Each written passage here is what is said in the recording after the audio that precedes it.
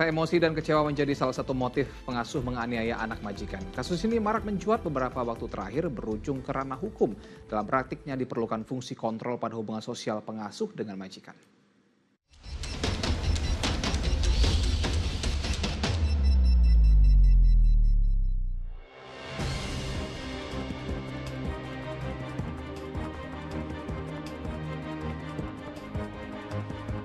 Kasus penganiayaan anak majikan oleh pengasuh kembali marak. Tak hanya menimbulkan trauma, korban yang mayoritas anak balita menderita luka fisik. Seperti yang terjadi di Penjaringan, Jakarta Utara, seorang pengasuh terekam CCTV menganiaya anak majikannya yang berusia 4 tahun. Aksi wanita berinisial LA diketahui orang tua korban usai curiga melihat memar di tubuh anaknya serta gigi yang patah. Berbekal rekaman kamera pengawas, pengasuh yang telah bekerja selama 1 tahun dilaporkan ke polisi. Ia tega menganiayanya berulang kali lantaran kesal waktu tidurnya terganggu korban yang rewel. Pelaku menidurkan si anak ini. Dia tidur sebentar, tidur siang ya. Si anak ini langsung bangun. Nah, si pelaku ini langsung marah. Sehingga langsung melampiaskan emosinya.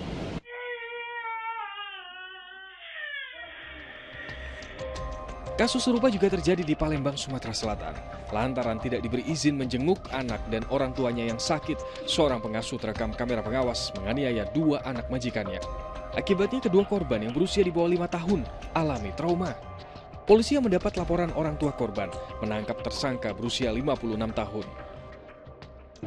Tekanan secara batin karena di kampungnya anak yang bersangkutan tersebut atau anak tersangka itu yang kecil sakit. Sementara orang tuanya juga sakit-sakitan itu di Banyuasin.